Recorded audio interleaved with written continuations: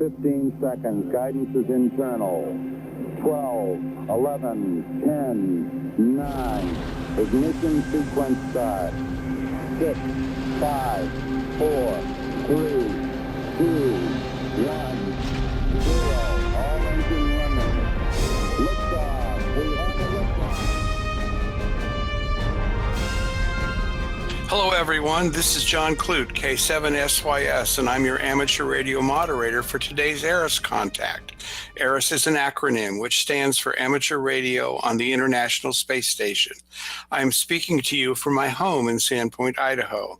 Through the help of amateur radio volunteers and the crew of the ISS, establish an amateur radio contact with the International Space Station as it flies more than 200 miles above the Earth.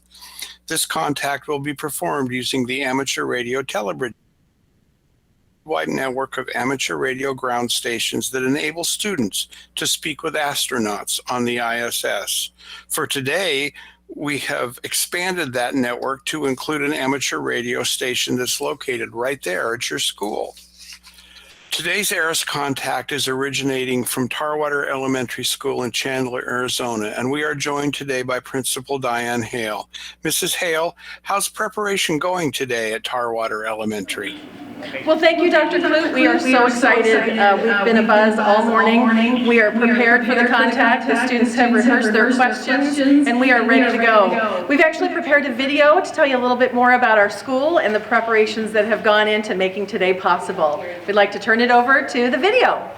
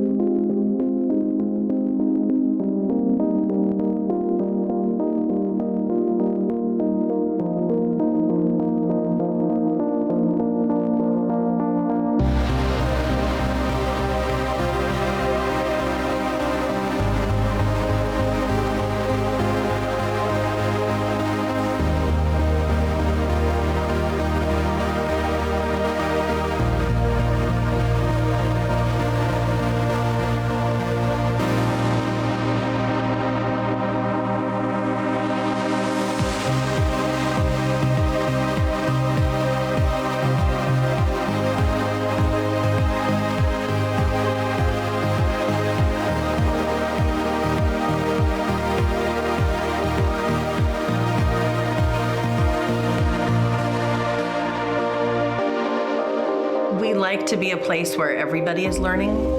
Teachers, students, even our community where everybody's learning. And this was an opportunity for us to learn about the world beyond. We have a parent who's very involved with ham radio as a hobby, and he approached us and said, you know, we could have contact with an International Space Station and talk to astronauts. Talk about building excitement. I haven't met anybody who is not excited about space, and so that's something that was so universal for us. Every student on our campus is excited about it.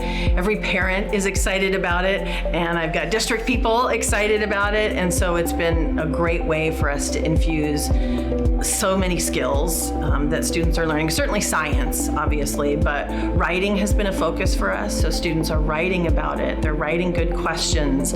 Students are reading about it. We've been speaking about it, and so we're really getting all the skills together, and it's really unified us. We did some research and put together materials and lessons for our team. So like I planned for the third grade team lessons that we could do with our students. We've been working on the planets. We've been working on what's in just our solar system. We're going over the moon, asteroids, and then we brought it into like the space station. So we worked at the solar system and then went into just the International Space Station to what we're going to be communicating with and how they train, what it's like to live on the International Space Station, how they eat, how they work out, what they do. all those things. The kids are really interested in it. The skills of astronauts and like the personalities they need helps them a lot in space. Like they need to know how to do teamwork because you can't just get into space all by yourself. They have to learn how to be responsible. You need to know a lot about the traits astronauts have to help you out in your future. We really wanted to see how all students could get more interested in science. I even told the students myself, I don't think I'm a person who would like to go to space. I don't think I would, but I'd love to be part of the problem solving that goes into how do we get somebody up there, or what are the questions we're still asking. I think it's a great idea to connect our students with the outside world, with things that they can do when they possibly grow up, with job opportunities when they're older. I'm thinking about being an engineer and architect, so what we've been learning about space and like the format of the ISS is really gonna help me achieve my dream. So I have a brother and two sisters. My brother's in my grade, he's my twin. And my sisters are in kindergarten and second. So we're all learning more about the ISS. It's gonna be like really cool to communicate with the astronauts actually on the ISS. I'm super excited to talk to the astronauts because we can learn a lot from what they've been doing out in space. We've really used it as an example to talk about expeditionary behaviors. NASA calls it that. And so we've really talked about what are expeditionary behaviors for a school year? What do we need to do to be effective communicators? How do we appreciate other people's perspectives? And those are all things that NASA talks about for their astronauts. Maybe you won't go to space and be an astronaut, but no matter where you work, you're going to need these skills that astronauts have of stamina and sticking with something and persistence and learning to work together. And this year we've been saying we're going beyond, and we're so excited to see what's next. So I can't wait to ask astronauts questions and go beyond.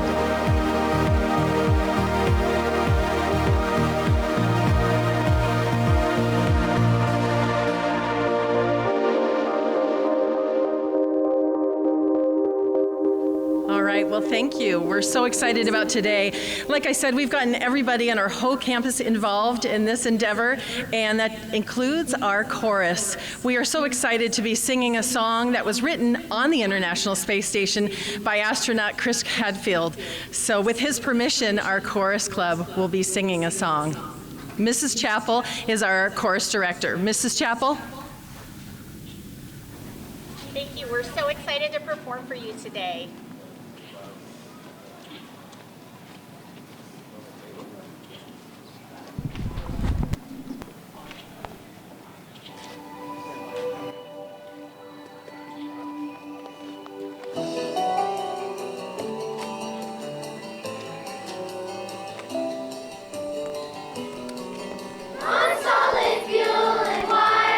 Turn the key and light the fires. We're leaving Earth.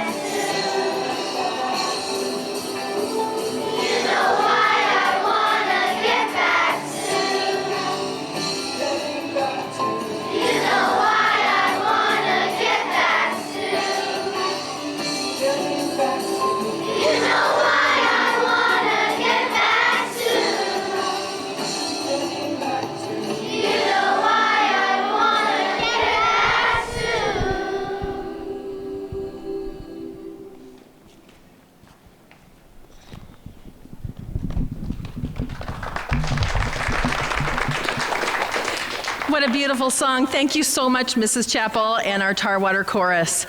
Well, we also got our superintendent who's crazy about space involved in the act. And now I'd like to turn over to a special video we have from Superintendent Narducci.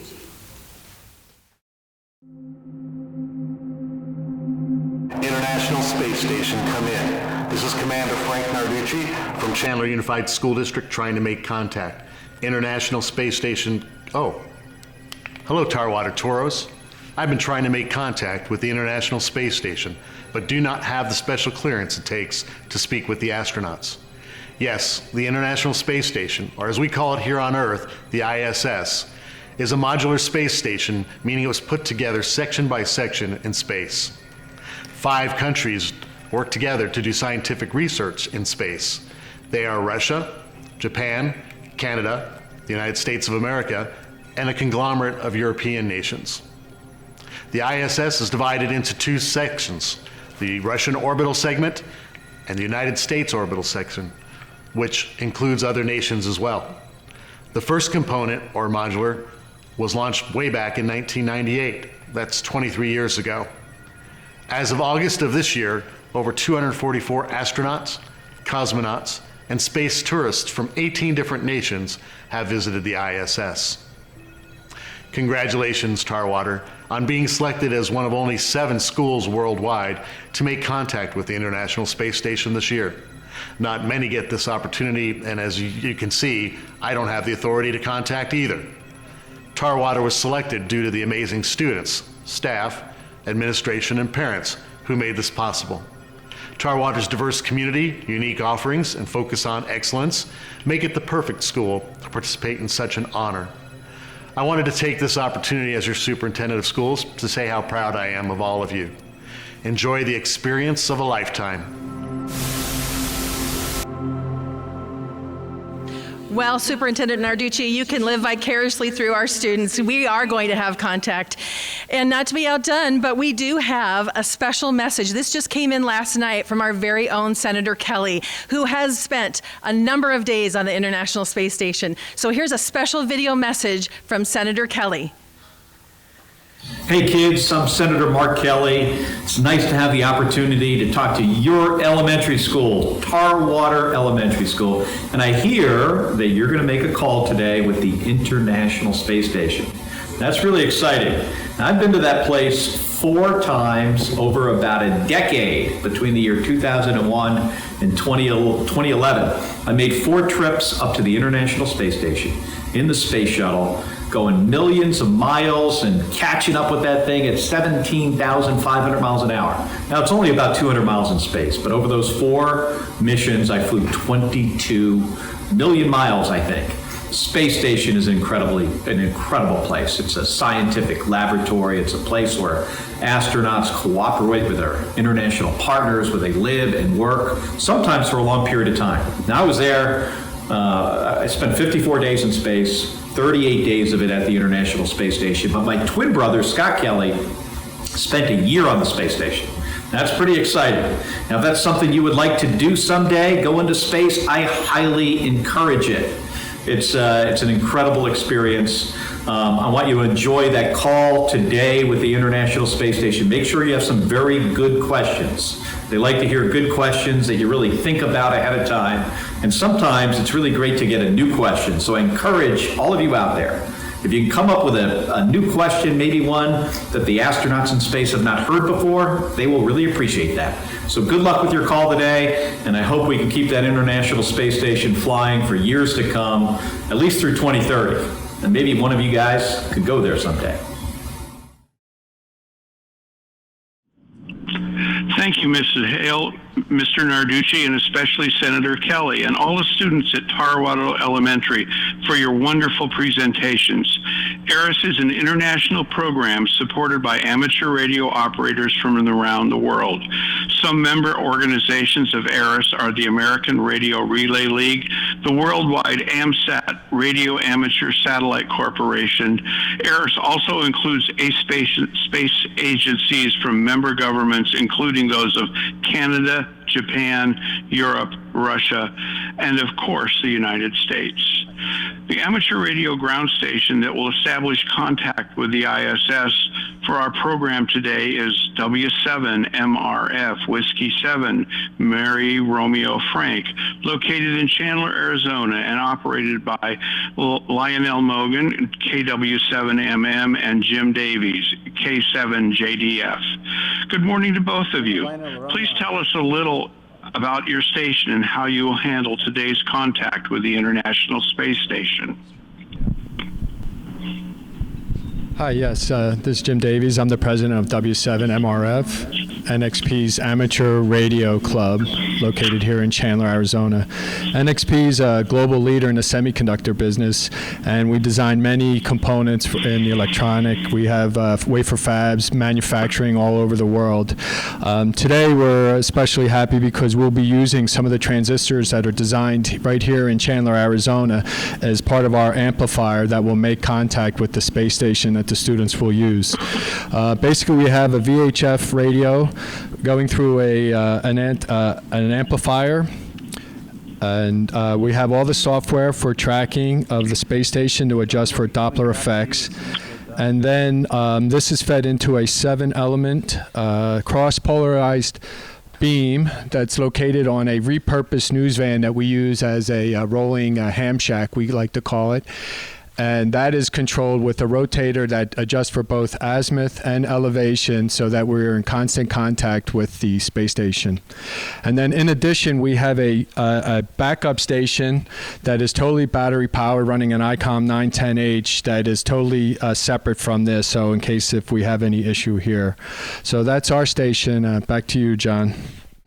Go ahead, John. The Amateur Radio Relay League has provided us with a short video that provides us with a few more details about how an ARISS contact works and how it all happens. Let's take a look at that video.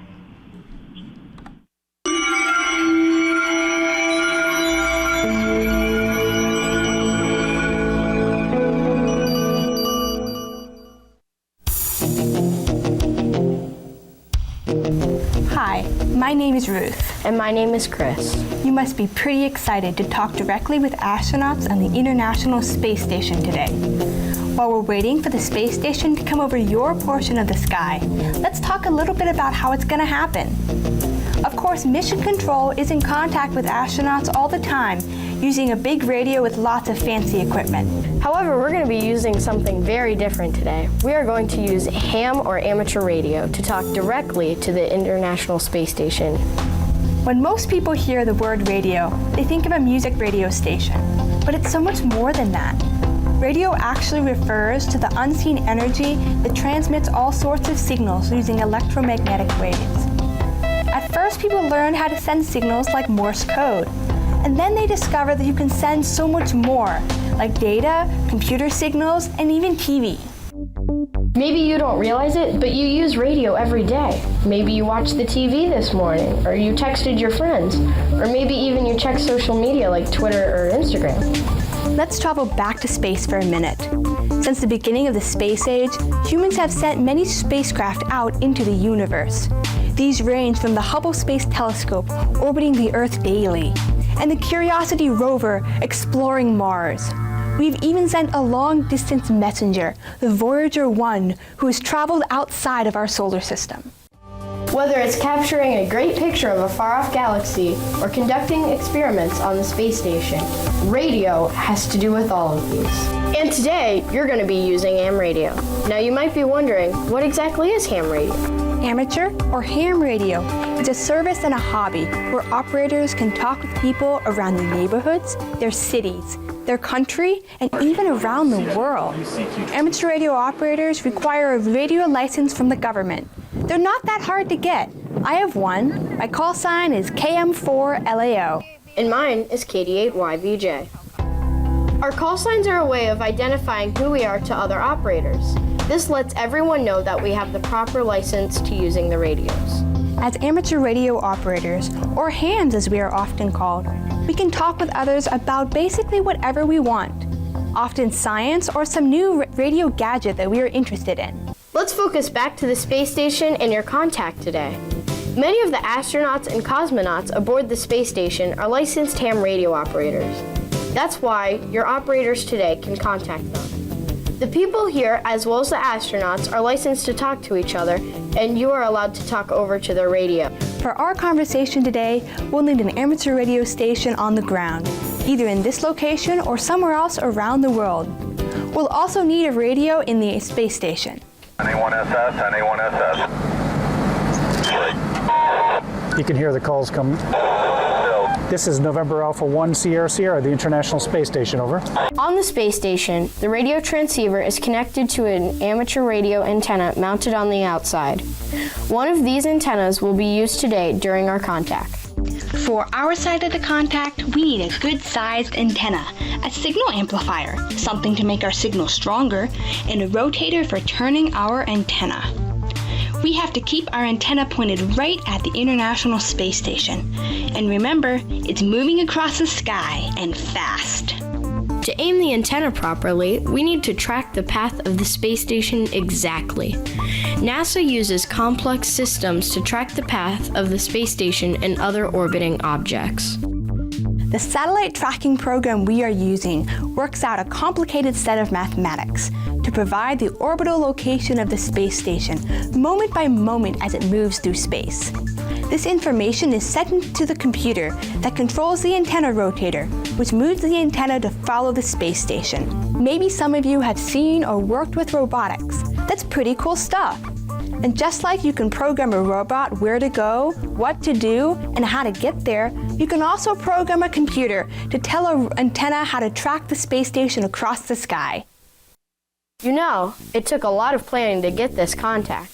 Several weeks ago, the ARISS operations team had to figure out when the space station's orbit would pass over this location. Then, they had to talk with the planners at NASA's Johnson Space Center. The crew's time is pretty full, so they were able to find a time that could work for the crew members' schedules. Once they found times that would work both in space and here on the ground, the host organized this contact. And in just a few minutes, you'll be hearing and talking to the astronauts. Well, it's almost time for your contact. It will be exciting, so good luck with it.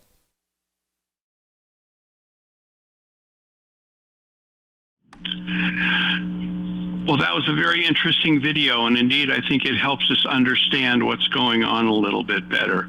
The ISS should be approaching the horizon in about 7 minutes. It came up southeast of Australia, traversed the Pacific Ocean, and right now it's sitting over the Aleutian Islands in Alaska. The ISS is over 200 miles up, generally about 240 miles up, and it travels at 17,500 miles an hour. At that speed, when the ISS gets here, we'll have about 10 minutes to talk to astronaut Kimbrough. The 2-meter frequency band that we're using for this contact is just a little bit above the FM radio on your dial, and it is what we call a line of sight band. To be able to talk to the ISS, we must be able to see the ISS. So as the ISS appears over the horizon, Jim and Lionel will begin to make their call, and then we can talk to the astronaut as long as we have them in sight. They will ultimately disappear over the horizon. We call that LOS, loss of signal, and that will signify the end of the contact.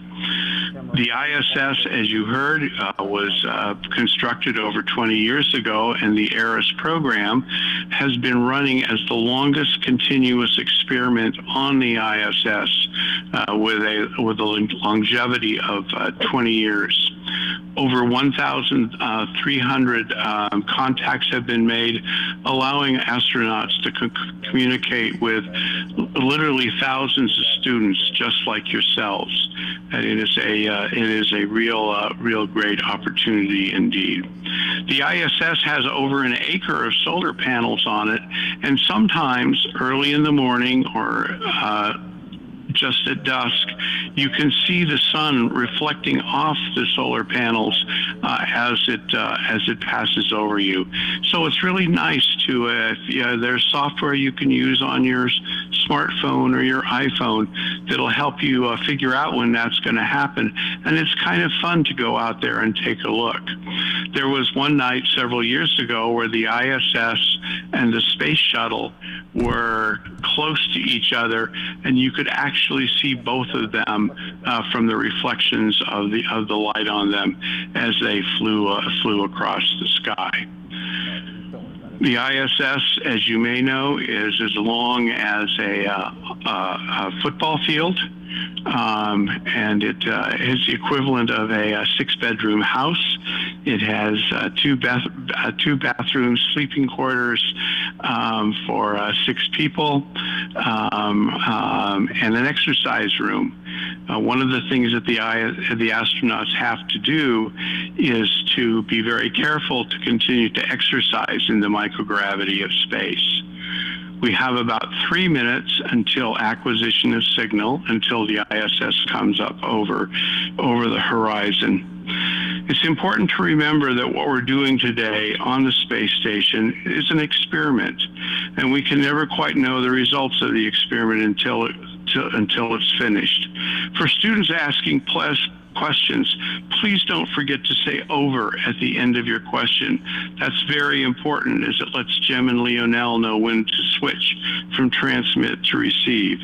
Our contact on the space station today will be with astronaut Kimbrough, who was chosen as commander of the SpaceX Crew 2 mission. He first flew into space aboard the shuttle Endeavour on a mission to help build the station in 2008, as you have already heard. Today he will be using the ISS call sign, NA1SS. In 2 minutes or so, the ISS will be in range. So Lionel and Jim, let's turn it over to you. One comment: don't be surprised if with the first call to the space station, we don't hear the astronaut come back, but we hear only static. That's very normal and to be expected, as we want to make sure we get the space station as it pops over the horizon. So, Lionel and Jim, it's all yours. Good luck.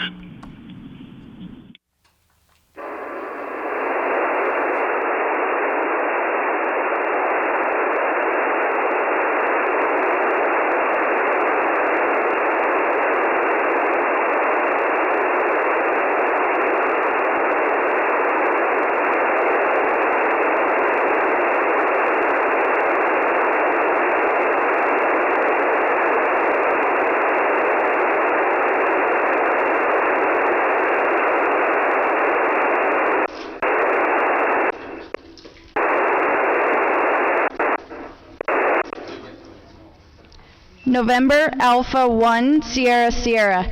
November Alpha 1 Sierra Sierra. This is Whiskey 7 Mike Radio Foxtrot. Whiskey 7 Mike Radio Foxtrot. Calling for a scheduled school contact. Do you copy? Over.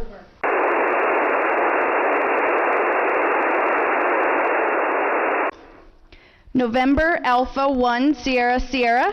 November Alpha 1 Sierra Sierra. This is Whiskey 7 Mike Radio Foxtrot. Whiskey 7 Mike Radio Foxtrot. Calling for a scheduled school contact. Do you copy? Over.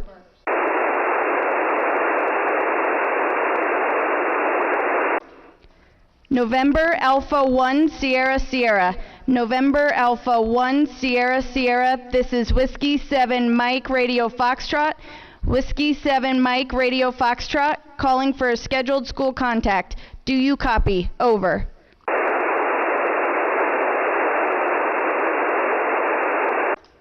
November Alpha 1 Sierra Sierra. November Alpha 1 Sierra Sierra. This is Whiskey 7 Mike Radio Foxtrot. Whiskey 7 Mike Radio Foxtrot. Calling for a scheduled school contact. Do you copy? Over.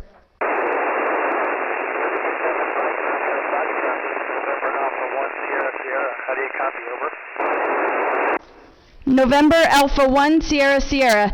From Whiskey 7 Mike Radio Foxtrot. Are you ready for questions? Over. Ready for questions, over.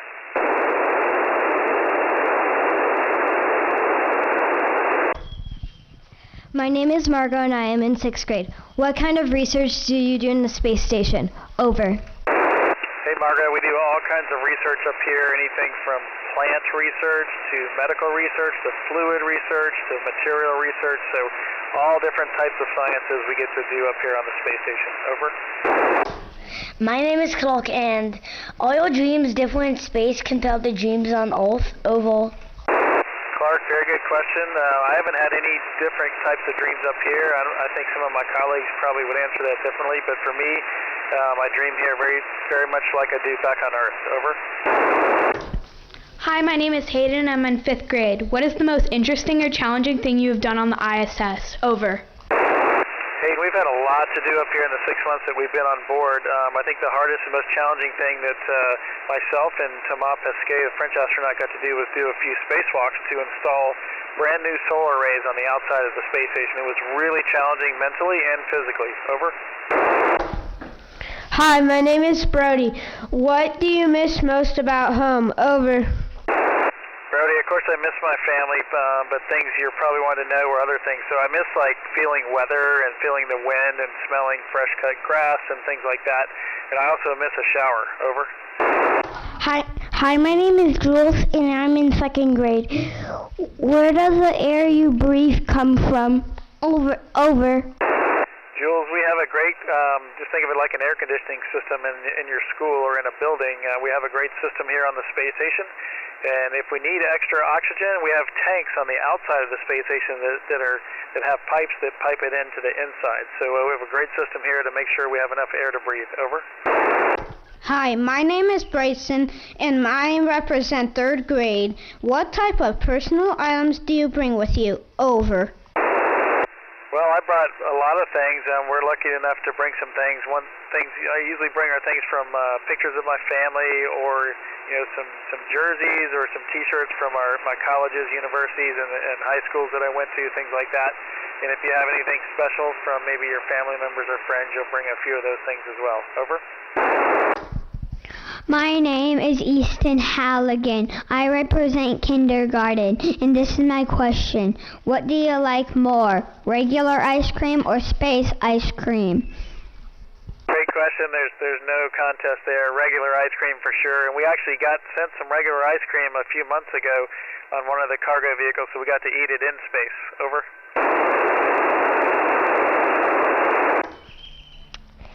My name is Elise, and I'm representing 5th grade. My question is, how do light and sound travel in space? Over. Well, Elise, I can only answer that from my experience here on the International Space Station. And on board here, it travels just like it does back on Earth, the light and the sound. It is different outside when you're out in the vacuum of space, but I'm not smart enough to be able to answer that question. Over.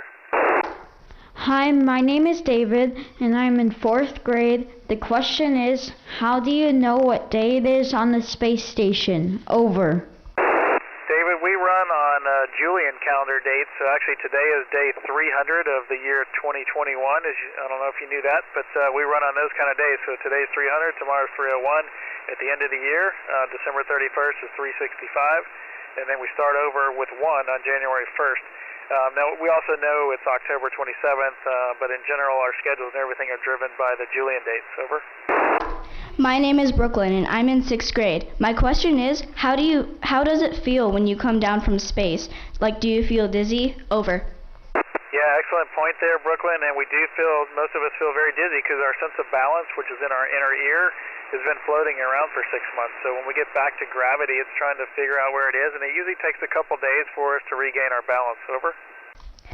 My name is Margot, and I am in 6th grade. What happens if you encounter space junk or meteoroids? What are the procedures? Over. Well, thank goodness we don't have any of those big collisions up here, but sometimes we get close, and when that happens, we have really great people in mission control teams around the world that can help us, and they can, if we see it early enough, they can actually move the space station out of the way so we don't hit it, the object. And if it's kind of late in the game, then we will actually just go get in our spacecraft and kind of hunker down there in case something hits the space station, then we can depart if we had to. But again, fortunately, none of that's ever happened. We get micrometeoroids that hit the space station quite often, and those are really, really tiny things that don't puncture the space station, thank goodness. Over. My name is Clark, and I represent 4th grade, and The question I'm asking you is, do plants grow taller than usual in microgravity oval? Clark, we don't get to grow a whole lot of things, but I've been fortunate on my last two missions to grow lettuce, and right now we're growing chili peppers, hatch chili peppers, and they haven't gotten any taller than normal, but they do grow really nicely up here, so we're looking forward to maybe harvesting these green peppers, or these hatch peppers here next week and getting a chance to eat them. Over. Hi, my name is Hayden. I'm representing 5th grade. How often do you have to fix things in the International Space Station? Over. Hayden, we fix things quite often, actually. I would say daily at least one of the crew members is working on fixing something. That's because this incredible International Space Station we live on has been up here for over 20 years now. So things break, and whether it's electronics or plumbing, it's always something different, but we're up here with the help of the mission control teams to fix those things. Over. Hi, my name is Brody. What is the hardest part of your job? Over. Well, for me, Brody, the hardest part is just being away from my family and friends for really long periods of time. So, like I said earlier, we've been up here 6 months. We have another week or two to go, and then we'll get a chance to get back home to our family and friends. Over. Well, Astronaut Kimbrough, those are all of our questions today. We want to thank you so much for taking time out of your busy schedule. We've learned a lot about the International Space Station and what the astronauts do, so we know you have a very tight schedule and have lots of science going on. So we want to thank you for taking the time to talk to our students today, and we want to wish you very, very safe travels home. We understand that you're headed home next week, and so we want to welcome you home, have safe travels, and thank you so much for taking the time today to talk to our students at Tarwater Elementary. It was my pleasure. Thank you all for your great questions. I hope you learned something, and maybe we'll see one of you floating around in space one day. It'd be amazing. Over. Roger. November Alpha 1 Sierra Sierra from Whiskey 7 Mike Radio Foxtrot 73.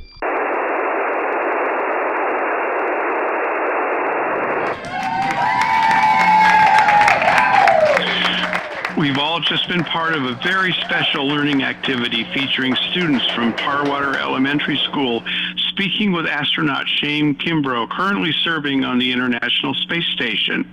On behalf of all the ARISS International Volunteer Teams, sponsors, and space agencies, this is John Clute, amateur radio operator, Kilo 7, Sierra, Yankee Sierra, sending my greetings to all of you in traditional amateur radio terms. 7 3s, best wishes.